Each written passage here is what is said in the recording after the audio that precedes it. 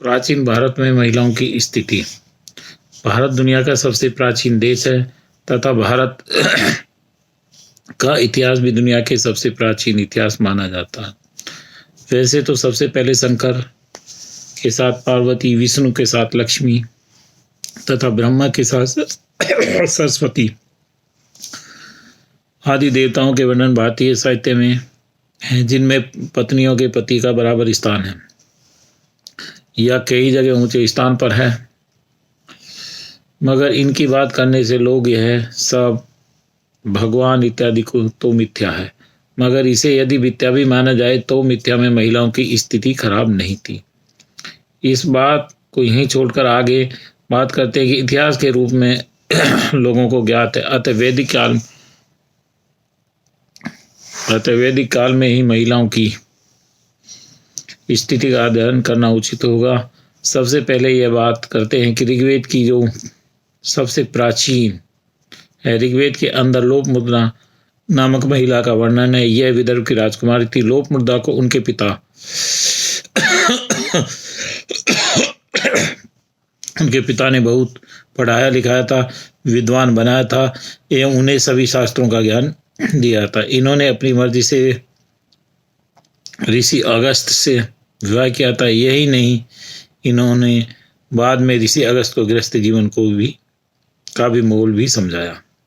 क्या ऐसी महिलाओं जो पिता तथा पति दोनों के साथ अपनी मर्जी से रही तथा पढ़ी लिखी एवं विवाहों में भी अपनी मर्जी से किया दबी कुचली कहलाई जाएंगी? यह सोचने योग्य प्रश्न है। यह पश्चिम नारीवाद आंदोलन से निकले लोग यही कहते हैं कि भारत में महिलाओं को शुरू से दबाया गया है। दूसरा उदाहरण ऋग्वेद में से मैत्रेय का आता है। इन्होंने भी शास्त्रों का अद्भुत ज्ञान अर्जित किया एवं याग वाले ऋषि ने इनकी शादी हुई।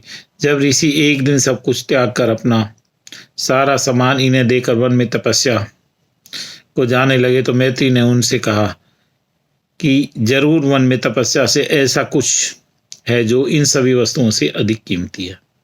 अतः मुझे यह सब नहीं बल्कि वह चीज चाहिए जो आप वन में प्राप्त करने जा रहे हैं। यह सुनकर याज्ञवल्क्य ऋषि को बहुत खुशी हुई तथा फिर दोनों पति पत्नी ने साथ में जाकर तपस्या कर ज्ञान प्राप्त किया। इसी तरह ऋग्वेद में गार्गी का नाम का भी वर्णन होता है, जिन्होंने न सिर्फ शास्त्र एवं अन्य ज्ञान प्राप्त किए बल्कि वह शास्त्र की कला में भी पूरी तरह निपुण थी। इनके ऊपर भी वेद में रचनाएं रची गई हैं। इसी तरह घोगा आदि महिलाओं का वर्णन वेदों में है, जिससे यह ज्ञात होता है कि प्राचीन भारत में महिलाओं के बराबरी का दर्जा दिया जाता था तथा उनके पढ़ने लिखने, बाहर जाने या विवाह करने से कोई रोक टोक नहीं थी।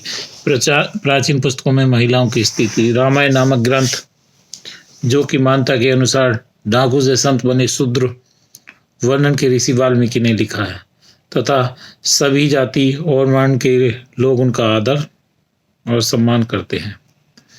इन ग्रंथों में सर्वप्रथम श्री राम की दूसरी माता केकई के वर्णन आता है। राजा दशरथ की पत्नी थी तथा राक्षसों के साथ युद्ध में वे राजा दशरथ के साथ राक्षसों से लड़ी थी। यही नहीं, राजा दशरथ के रथ का पहिया टूट जाने पर इन्होंने अपने हाथ की उंगली काट कर उसमें लगा दी थी, जिससे दशरथ युद्ध जीत सके। इसी समय राजा दशरथ ने एक वरदान मांगने को कहा था, जो उन्होंने बाद में मंत्रा से भड़काने के कारण श्री राम को वन भेजने के रूप में मांगा। क्या केकई जो युद्ध लड़ती है, पति तथा राजा को अपने निर्णय से आगे झुका देती है, युवराज को वन में भेज देती है, वो कहीं से भी कमजोर नारी प्रतीक नजर आती है। यह एक सोचने योग्य बात है। मगर बेचारे अंग्रेजों साहित्यकार और उनके नकली भारतीय नारीवाद वामपंथी इन तत्वों को क्या देखेंगे।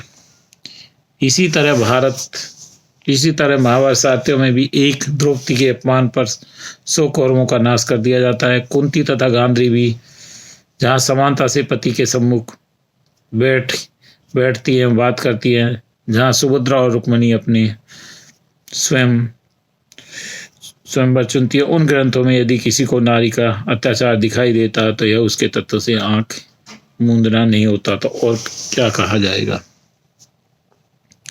इसी तरह माता पार्वती के हठ के कारण भगवान शंकर को गणेश जी को जीवित करना पड़ा।